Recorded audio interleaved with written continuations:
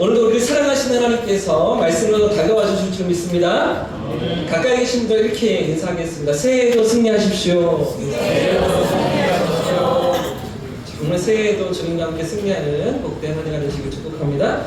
여러분, 2019년도에 개봉한 영화가 하나 있습니다. 얼마 되지 않은 그런 영화인데요. 증인이라는 영화입니다. 저 정도 생긴 정우성 씨가 주연을 했고요. 유머를 제정신이야? 라면서 지금 바라보시는 것 같은데 정우성 씨가 주연을 했고요. 또 아역 배우에서 성인으로 자란 훌쩍 자란 김향기라는 배우가 두 사람이 주연을 했던 그런 영화인데요. 내용이 이렇습니다. 어느 날 조용한 한 시골 마을에 한 소녀가 지우라는 여자 주인공이 살인 사건을 목격합니다. 집에 있다가 저 건너 맞은편에 있는 주택에서 살인 사건이 벌어지는데 그 사건을 이 지우라는 아이가 목격했던 것이죠. 이 소녀가 유일한 목격자였는데요. 그런데 이 소녀에게는 한 가지 문제가 있었습니다. 자폐라는 병을 앓고 있었던 것이죠. 이런 장애가 있는 소녀였기 때문에 재판정에서, 법정에서 이 소녀가 보았던 것, 들었던 것이 과연 증언으로서의 효력이 있는가? 과연 믿을만한가? 이 소녀의 목격한 그 이야기 그대로 정말 판결을 내려도 되는가? 이런 논란이 아주 첨예하게 이루어집니다. 이런 상황 가운데 변호사로 등장하는 이 정우성 씨가 이 소녀와 함께 마음을 나누고 이 소녀를 알아가고 그러면서 진짜 범인을 밝혀내는 그런 내용의 영화인데요. 제가 얼마 전에 그냥 이렇게 돌리다가 우연히 봤는데 너무 재밌습니다. 한번 시간이 기회가 되시면 보시면 좋을 것 같은데 예고편 잠깐 보기 1분 30초짜리 짧은 영상인데요. 잠깐 한번 보겠습니다. 보여주십시오. 변호사님 유명해요. 인변 활동하실 때 파이터셨다고. 그래서 이 사건은 관심이 많아. 워낙에 좋은 기회라. 양변한테도 회사에게도. 내 친구라고. 임지우 양을 법정에 세우면 어떨 것 같으세요? 자기 세계 안에 있는 아이랑 소통하기가 힘들 거예요. 임지우 학생 맞지? 나는 변호사 아저씨야. 당신은 변호사는 분명 사람의 직업 생활 유대 중에 하나예요. 오해하면 죄송합니다. 그 자폐인들은 저마다의 세계가 있어요. 당신이 거기로 들어가면 되잖아요.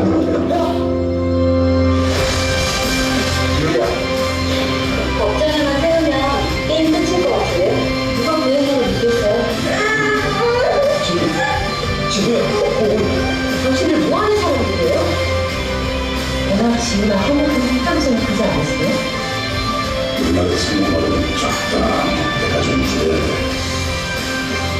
당신은 좋은 사람입니까?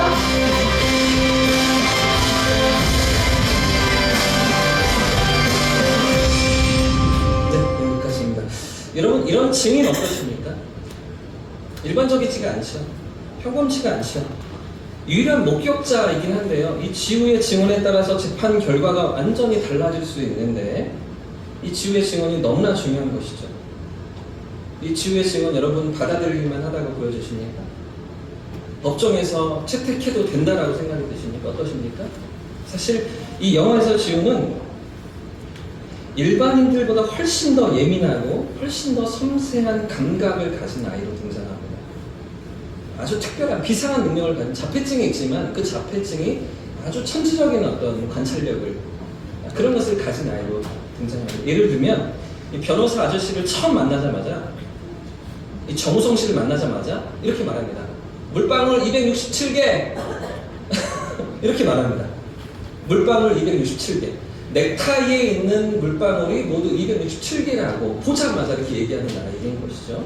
묻지도 않았는데 그렇게 말하는 그런 대사가 있습니다. 그러니까 어떻습니까? 사실은 누구보다 더 상황을 정확히 이해하고 더 세밀하게 관찰하면서 그 순간의 기억을 마치 사진처럼 머리에 담아두는 시간이 많이 지나서도 생생히 간직하는 그런 능력을 가진 아이였던 것이죠.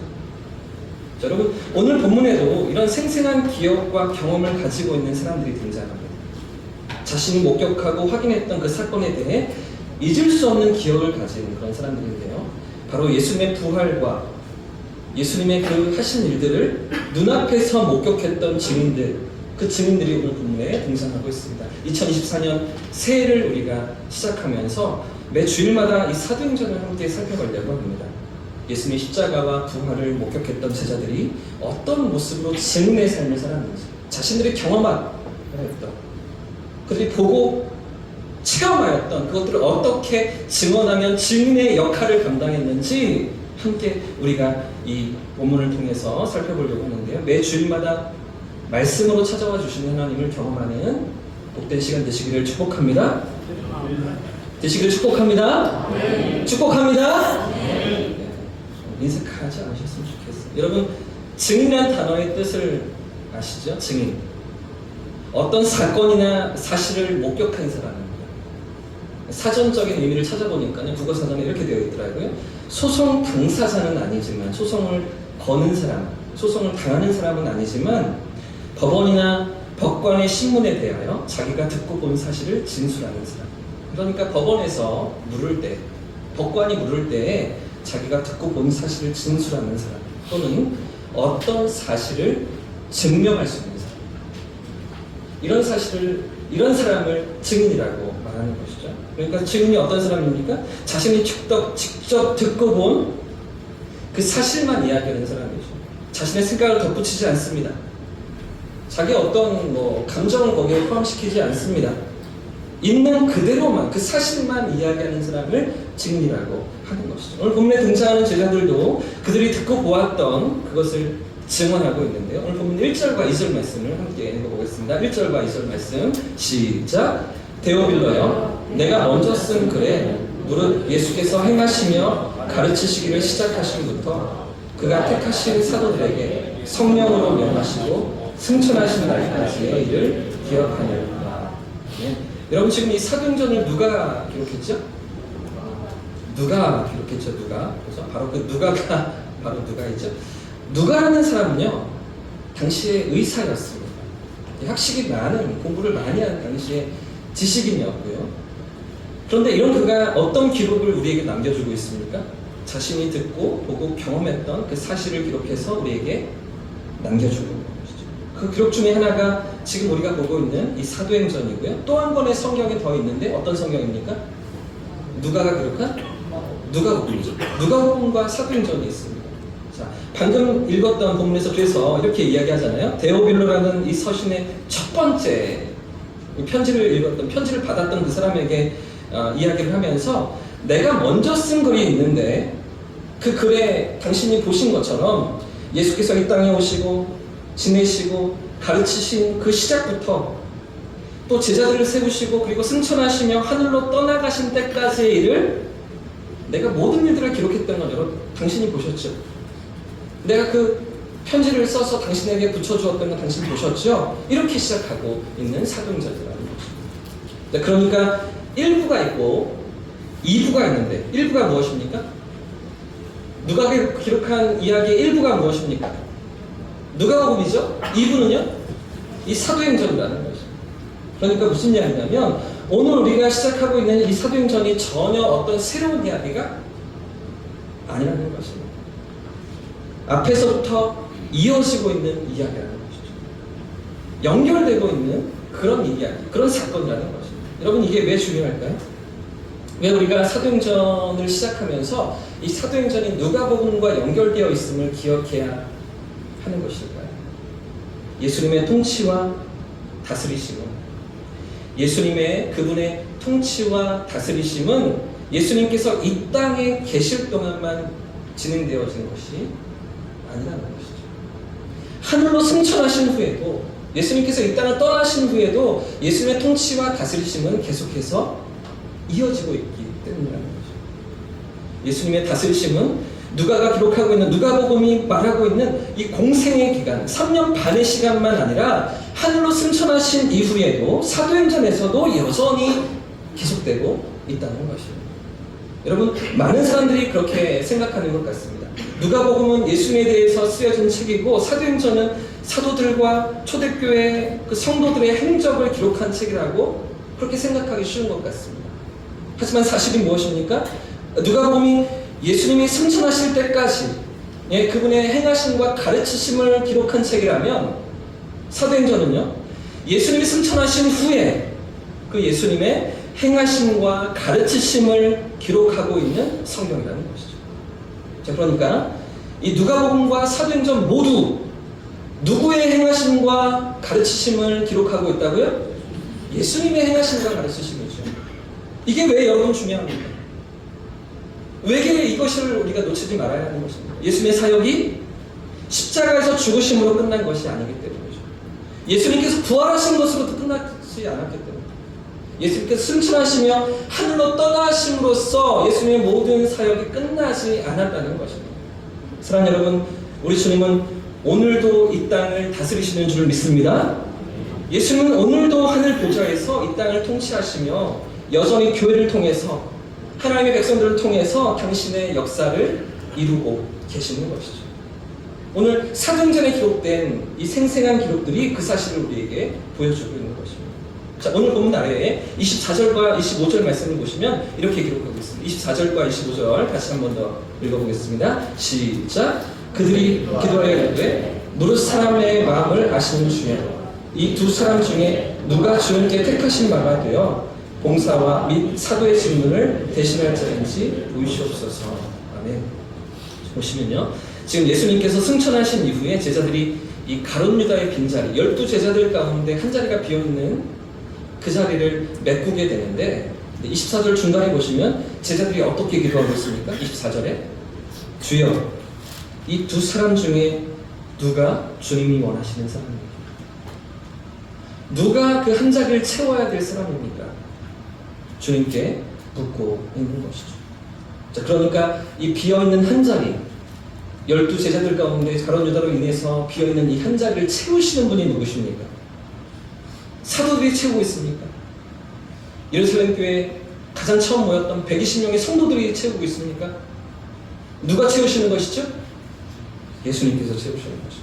자, 2장 33절 말씀도 보십시오. 이렇게 기록하고 있습니다. 하나님이 오른손으로 예수를 높이심에 그가 약속하신 성령을 아버지께 받아서 너희가 보고 듣는 이것을 부어주셨느니라.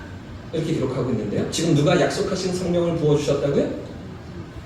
우리가 2장에서 이제 사도행전 2장에서 예루살렘 교회 안에 일어난 놀라운 부흥과 하나님의 역사들을 우리가 확인하게 되는데, 그 역사들 가운데 성령이 오심으로 이 모든 과정들이 진행되어집니다. 성령께서 그 초대교회 가운데 함께 하심으로 이루어지는 놀라운 부흥의 역사였던 것이죠. 그런데 그 약속하신 성령을 누가 부어주셨다고요? 누가 부어주십니까? 하나님이 오른손으로 예수를 높이심에 그가 약속하신 성령을 아버지께 받아 부어주셨느니라. 이렇게 연결되는 것이죠. 그가 아버지께 약속하신 성령을 받아서 교회 가운데, 예루살렘 가운데, 그 초대교회 가운데 그들에게 부어주셨다는 것이죠. 누가 부어주신다고요? 아들 예수님께서, 성자 예수님께서 교회 가운데 성령을 부어주신 것이죠. 뿐만 아니라 2장 47절 말씀도 보십시오. 47절에도 보시면 이 부흥의 역사가 어떻게 나타나는지 생생히 그려지는데요. 자, 47절 제가 읽겠습니다. 주께서 구원받는 사람을 날마다 더하게 하시니라. 누가 구원받은 사람들을 더하게 하십니까? 누가 예루살렘 교회 안에 부흥을 허락해 주십니까? 예수님이시죠. 자, 하나만 더 보겠습니다. 3장으로 이제 넘어가면 성전에 올라가던 베드로와 요한이 태어나면서부터 걷지 못했던 안진뱅이를 일으킨, 이 사람은 나이가 40여 세나 되었던 사람인데요. 그런데도 불구하고 태어날 때부터 안진뱅이로 지냈으니까요. 40년이 넘는 시간을 이 병원을 앓으면서 어려움 가운데, 심지어는요 혼자 거동할 수가 없어서 사람들이 성전 앞에 데려다 두면서 다른 성전에 드나드는 사람들에게 도움을 받을 수 있도록 그렇게 도와주었던 그런 사람 아닙니까? 이 사람을 베드로와 요한이 성전으로 기도하러 들어가다가 일으킵니다. 일어나 걷게 합니다. 새 삶을 살게 하고 그 모든 병에서 고침받도록 그렇게 도와주는데, 여러분 보십시오. 3장 6절 말씀입니다. 같이 한번 읽어보겠습니다. 시작. 은과 금은 내게 없거니와 내게 있는 것으로 내게 주노니 곧 나사렛 예수 그리스도의 이름으로. 여러분, 누구의 이름으로 이 안진뱅이를 일으키고 있습니까? 사도들이요? 베드로와 요한이 누구의 이름이요? 예수님의 이름이죠. 여러분, 그렇기 때문에 사도행전이 보여주고 있는 진짜 주인공이 누구라고요? 1부인 누가복음에서도 2부였던 이 사도행전에서도 누구의 행적과 누구의 가르치심을 이야기하고 있는 것입니다. 그저 모여있는 성도들만 아니라 놀라운 능력을 나타내는 사도들만 아니라 예수님께서 교회를 통해 나타나시며 예수님께서 교회를 통해 이 땅을 통치하시고 다스리시는 그 주님의 다스리심과 통치를 사도행전이 보여주고 있는 것이죠. 사랑하는 여러분, 누가 사울을 바울되게끔 하십니까? 누가 루디아의 마음을 감동시키셔서 그 루디아의 집에서 빌립보 교회가 시작되도록 하시는 것입니다. 누가 제자들을 땅끝까지 복음의 증인으로 살아가도록 그렇게 보내시며 그들을 사용하시는 것입니다. 우리 예수님이시죠. 이 땅에 계실 때뿐 아니라 하늘에서도 여전히 통치하시며 다스리시는, 오늘도 여전히 일하시는 우리 주님이신 줄 믿습니다. 당신의 백성들을 통해서, 당신의 몸된 교회를 통해서 주님은 오늘도 일하시며 구원받을 백성들을 부르시고 계시는 것이죠. 자, 그렇기 때문에 사도행전이 우리에게 말하고 있는 또 하나의 메시지가 무엇일까? 예수님께서 사도행전을 통해서 여전히 일하고 계십니다. 초대교회를 통해서 여전히 당신의 역사를 이루어 가신다. 이 메시지가 오늘 우리에게 말하고 있는 또 하나의 중요한 핵심이 무엇입니까? 2000년 전 예루살렘 교회와 초대교회를 사용하셨던 우리 주님은 오늘날에 누구를 사용하고 계시는 것입니까? 오늘날에 누구를 통해서 당신의 뜻과 역사를 이루어가고 계시는 것입니까? 주님의 몸대 교회인 것이죠. 할렐루야! 오늘도 교회를 통해서 우리 주님 일하시는 줄 믿습니다. 저는 신학교에 가서 제가 신대원을 들어가서 이제 공부를 시작할 때쯤에 아프가니스탄 사건이 터졌습니다. 교회가 많이 위축되고 어려워지고 세상으로부터 지탄을 받고 공격을 받던 그런 시간들을 제가 신학교 공부를 하면서 하나님, 정말 교회가 소망입니다. 세상 사람들이 이렇게 손가락질하고 비판하고 교회가 더 이상 소망이 없다고 얘기하는데 하나님, 정말 교회가 소망입니다. 이런 고민들을 하면서 신학 공부를 시작했던 것 같습니다. 여러분, 왜 교회가 세상의 유일한 소망입니까? 왜 교회를 통해서 우리 주님이 이 땅을 회복시키시며 다시 이루어 가시기를 원하시는 것입니다. 세상의 그 무엇도, 어떤 기관도, 어떤 조직도, 어떤 모임도 하나님 쓰시지 않고 오직 교회를 통해서만, 주님의 몸된 교회를 통해서만 당신의 뜻을 이루어 가시기 때문이죠. 할렐루야! 하나님, 오늘도 주님의 몸된 교회를 통해 이 일들을 진행시켜 가시는 줄 믿습니다. 여러분, 그렇기 때문에 오늘도 이 만춘동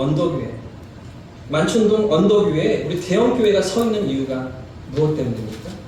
어떤 이유로 우리 대형교회가 존재케 하시고 어떤 이유로 오늘 이곳에 심어 두셨습니까? 주님의 역사를 이루어 가시기 위함이죠.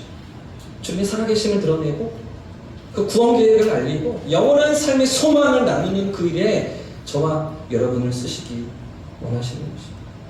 자, 그렇기 때문에 이 사도행전은 지금도 진행형인 것이죠. 이 사도행전은 지금도 진행되고 있는 것입니다. 사도행전 28장 마지막 장으로 끝난 이야기가 아니라 오늘도 이어지면서 오늘도 우리 가운데 계속되어지는 사도행전 29장이 쓰여지고 있다는 말씀입니다. 자, 여러분, 우리 교회가, 우리 대형교회가 이런 교회 될 수 있기를 축복합니다. 저와 여러분의 삶이 이렇게 주님 앞에 쓰임받을 수 있기를 축복합니다.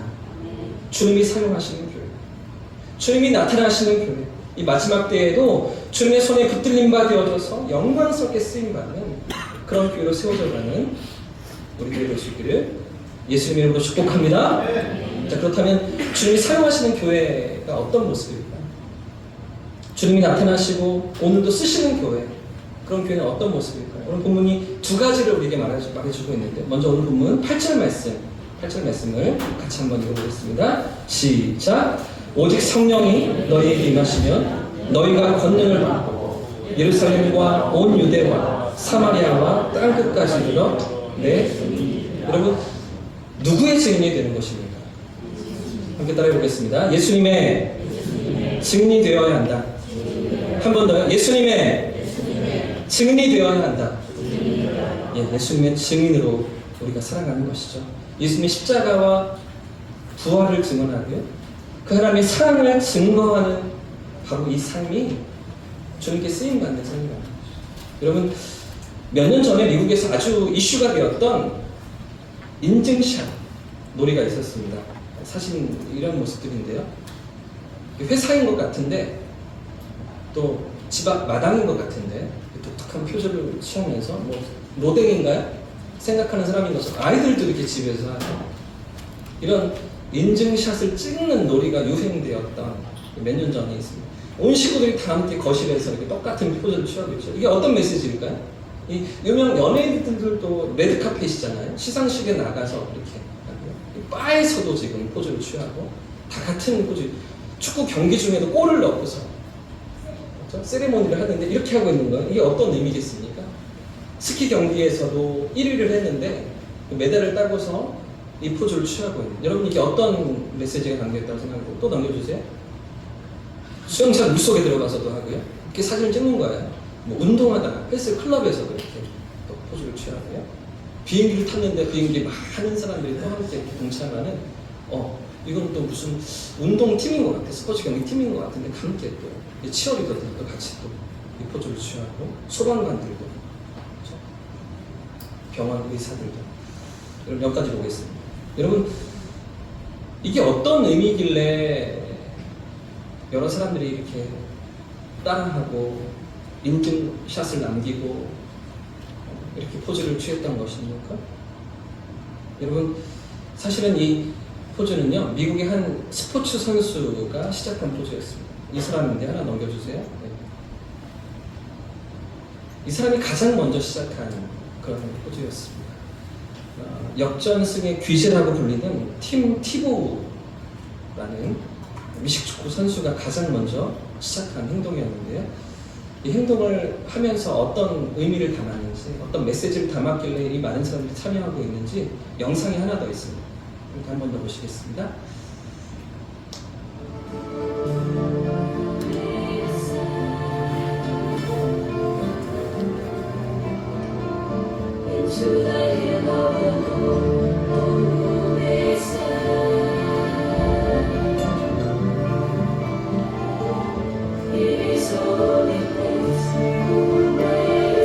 아이패시라고 얼굴 밑에 붙이는 여기에 글자를 새겨놓은 거죠.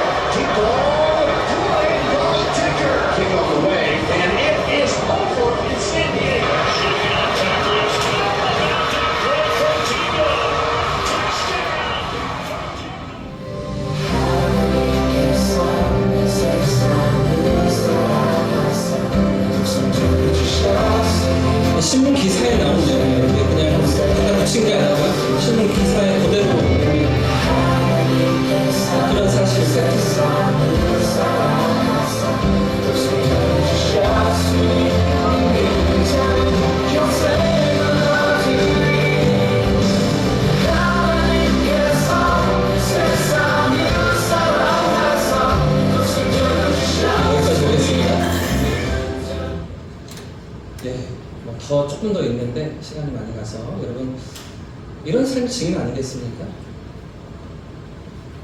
내가 만난 예수님이 어떤 분이신지, 그분의 은혜와 사랑과 구원의 그 속에 그 간격이 얼마나 놀라운 것인지,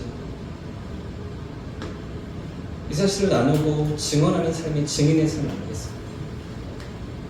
요한복음 3장 16절이라고 써붙이고 사람들이 궁금해할 때 하나님이 세상을 이처럼 사랑하사 당신을 위해서 독생자를 주셨습니다. 당신을 구원하시기 위해서 독생자가 오셨습니다. 이 이야기를 하기 위해서, 이 메시지를 전하기 위해서 자기는 그 경기를 뛴다는 거죠. 선수생활을 한다는 거죠. 사랑하는 여러분, 오늘 우리의 삶은 어떻게 살아가고 있습니까? 2024년도 새해는 어떻게 달려가고 계십니까? 우리가 먹고 사는 것, 직장생활 하는 것, 가정을 건사하는 것, 우리 자녀들을 양육하고 키우는 것, 우리 일상을 달려가죠. 살아가죠. 열심히 그렇게 애쓰며 수고하죠. 그러나 그 삶을 통해서 우리가 과연 어떤 삶을 살아내고, 무엇을 드러내고, 누구를 보여주며 누구를 나타내는 자로 그렇게 살아가야 하겠습니다. 예수님의 증인인 거죠. 예수님의 증인으로 살아가는 삶으로 우리를 부르신 줄 믿습니다. 예수님을 증언하는 증인의 삶으로 우리를 부르신 줄 믿습니다. 그 삶의 자리에 우리가 서 있는 것이죠. 또 하나, 이처럼 예수님의 증인으로 살아가기 위해서 우리 꼭 필요한 것이 한 가지가 더 있는데요. 이 증인된 삶을 감당하기 위해서 예수님께서 약속하신 것이 하나 더 있습니다. 이것을 우리가 붙들어야 하는데요. 한 번 더 따라해 보겠습니다. 성령 충만을 받아야 한다. 네, 성령 충만이 필요한 것이죠. 증인된 삶을 위해서는 왜 이렇게 우리가 무기력하고, 왜 이렇게 우리가 자신이 없고 주눅들고 위축되어 있는가? 성령 충만이 없기 때문이라는 것입니다. 4절 말씀을 보시면요, 사도와 함께 모이사 그들에게 분부하여 이르시되 예루살렘을 떠나지 말고 내게서 들은 바 아버지께서 약속하신 것을 어떻게 해요? 기다리라고 말씀하시죠. 아버지 약속하신 것을 기다리라.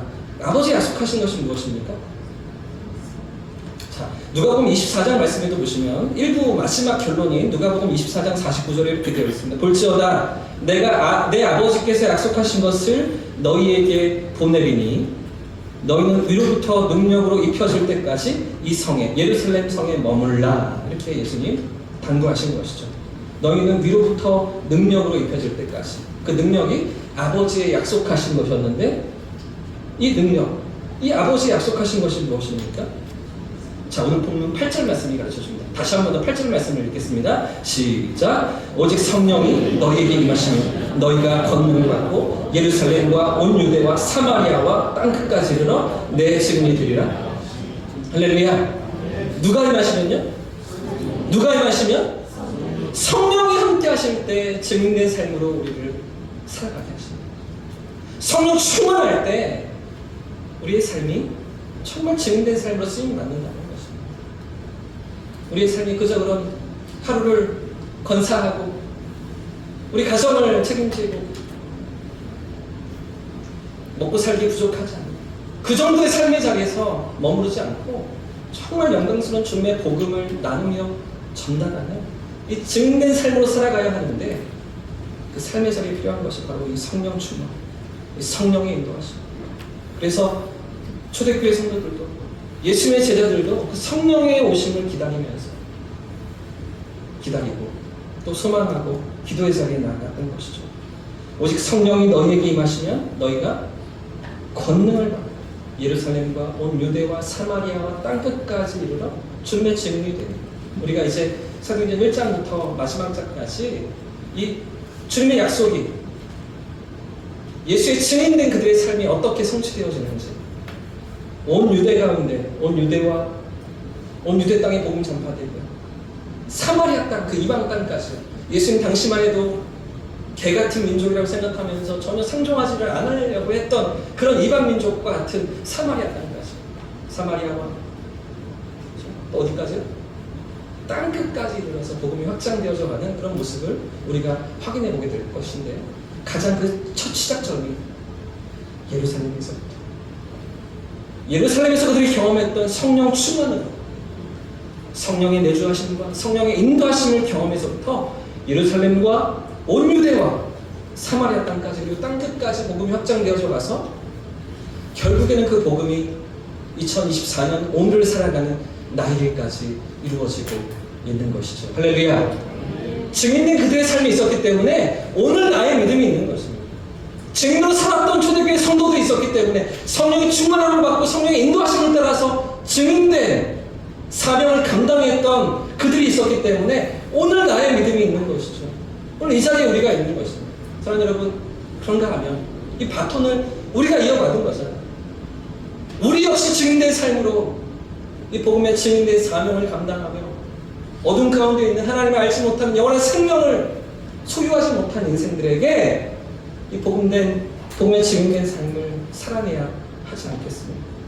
그 삶을 살아가는데 성령의 인도심을 따라서 성령의 이끄심을 따라서 2024년 한 해를 믿음으로 승리하는 저와 우리 성도님들 되시기를 주님의 이름으로 축복합니다. 모든 삶의 자리에서 가정에 있건 직장에 있건 교회에 있건 학교에 있건 운전하건 설거지를 하건 사람을 만나건 나 혼자 있건 어떤 삶의 자리에서도 성령 하나님의 함께 하심을 인도하심을 날마다 경험하면서 예수의 증인되기를 꿈꾸고 그 사명을 감당하는 저와 우리 성도들 되기를 주님의 이름으로 축복합니다.